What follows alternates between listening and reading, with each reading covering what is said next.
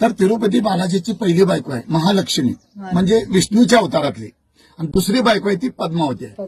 महालक्ष्मी ही कोल्हापूरला रुसून आलेली आहे तिरुपतीवरनं. तर का रुसून आली ह्याचं कारण सांगतो तुम्हाला. पहिल्यांदा ब्रह्मा, विष्णू आणि महेश हे तिघजण देव, ह्या पृथ्वी तलावर सगळ्यात देवश्रेष्ठ मी आहे असं तिघांना गर्व आलेला होता. तर एक भृगु ऋषी नावाचे तपस्वी मनुष्य होते. तिघ देव देखील त्या भृगु ऋषींना गुरु मानत होते. मग गुरुंना समजले हे गर्वपणा करायला. गुरु स्वतः जाऊन त्यांना भेटले आणि सांगितले, तुम्ही किती केला तर देव आहात आणि असा गर्वपणा करू नका.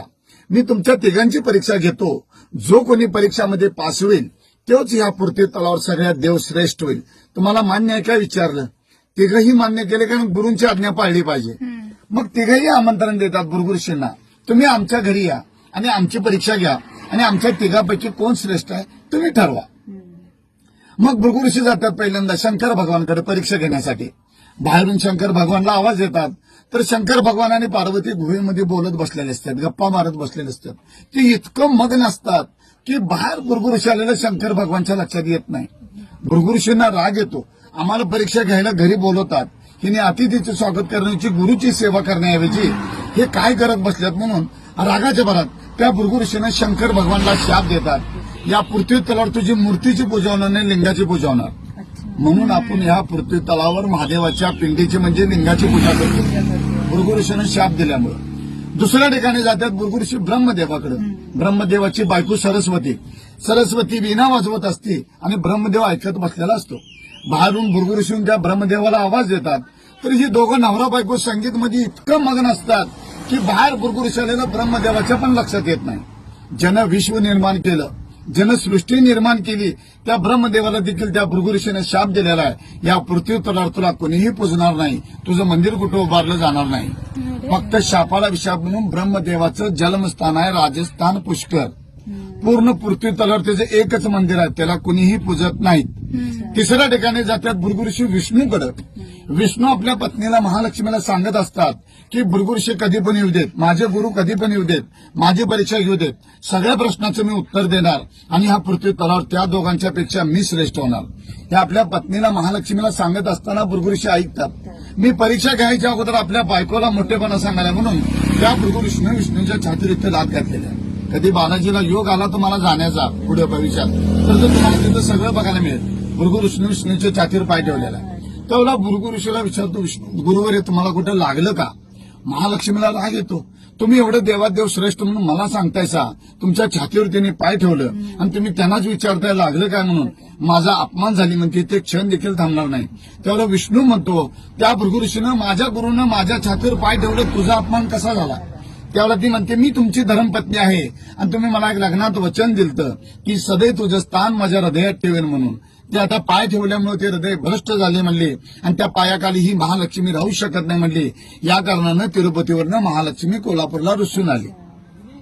रुसून येताना देखील महालक्ष्मी रागाच्या भरात आपल्या नवऱ्याला शाप दिलेला आहे की तुमचं दुसरं लग्न होणार, तुम्ही कुबेरकडनं कर्ज काढणार, ते कर्ज माझे भक्त लोक कोण फेडणार. आणि महालक्ष्मीची अट अशी होती, अजून देखील आहे, जोपर्यंत त्या पृथ्वीवरचे सर्व लोक ज्यावेळेला तुमच्या दारूवर मुंडन करतील त्यावेळेस तुम्ही कर्जातून मुक्त होणार. पृथ्वी तलावरचे सर्व लोक काय जाऊ शकत नाहीत. म्हणून तिरुपती बालाजी अजून कर्जामध्ये असं मानलं जातं. आणि जो कोणी भक्त तुमच्या दरबार येऊन मुंडन करल, केस दान करल, त्या भक्ताला मी कर्जात कधीच ठेवणार नाही, हे महालक्ष्मीचं वाक्य आहे. म्हणून तिरुपतीला गेल्यावर टक्कल करून यायचं असतं. जेव्हा महालक्ष्मी दिसून आली कोल्हापूरला, तेव्हा इसवी सन 634 साली कोल्हापूरमध्ये कर्णदेव राजा राज्य करत होता. म्हणजे महाभारतातला नव्हे, त्याच्या आधीचा. तर नारद मुनी सांगतो कर्णदेव राजाला की महालक्ष्मी दिसून कोल्हापूरला कायमची यायला तिची राहण्याची व्यवस्था कर, मंदिर बांध. त्यावेळेला हे मंदिर बांधलं गेलं 1383 वर्षापूर्वी. महालक्ष्मीचं दैत्याकडून बांधून घेतलेलं आहे.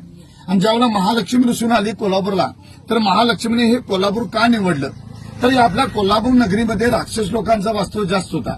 सर्व राक्षस लोकांचा नायनाट करण्यासाठी, त्यांचा वध करण्यासाठी महालक्ष्मीने कोल्हापूरला निवडलेलं. आणि ज्यावेळेला महालक्ष्मी कोल्हापूरला स्थायिक झाली, त्यावेळेला रत्नासूर नावाचा एक राक्षस महालक्ष्मीच्या भक्तांना त्रास देऊ लागलेला होता. तर महालक्ष्मीने ठरवलं, या रत्नासुराचा आपण पहिला वध करायचा आणि मग बाकीच्या राक्षसांचा वध करायचा. पण त्या रत्नासूर नावाच्या राक्षसानं शंकर भगवानकडनं तपस्या करून त्यांना प्रसन्न करून त्यांच्याकडनं एक वर मागून घेतलं होतं. तर त्या भोळेपणाचा फायदा घेऊन त्या राक्षसानं असं वर मागितलं शंकर भगवानकडं की जो कोणी मला देवी देवता मारायला येईल, माझं रक्ताचं एक थेंब रस्त्यावर सांडेल, त्या रक्तबीजापासून एक राक्षस प्रगट होईल. म्हणून महालक्ष्मीने शंकर भगवानची आराधना केली, कारण शंकर भगवानच वर दिलेलं होतं. शंकर भगवानने सांगितलं महालक्ष्मीला तू एक ज्योत लाव, दिवा लाव. महालक्ष्मीने स्वतः एक ज्योत लावला. स्वतः शंकर भगवान त्या ज्योतमध्ये विलीन झाले आणि ज्योत तो आपोआप मोठा झाला आणि त्या रत्नासुराच्या अंगावर जाऊन पडला आणि त्या रत्नासुराचा भस्म झाला. म्हणजे रक्त काय सांडायचा संबंध नाही. आणि जे महालक्ष्मीने ज्योत लावला त्या ज्योत पासून प्रगट झाला तो ज्योती, आणि आपल्या कर्नाटक महाराष्ट्र लोकांनी बा लावला म्हणून ज्योतिबा. महालक्ष्मी प्रसन्न झाली, माझ्या भक्ताचं रक्षण केलंस तू, सदैव तू माझा भाऊ म्हणून माझ्या पाठीशी राहशील आणि या विश्वात तुझं जागरूक देवस्थान म्हणून ओळखलं जाईल. म्हणून महालक्ष्मीने आशीर्वाद दिलं आणि हे ज्योतिबाचं स्थान झालेलं आहे.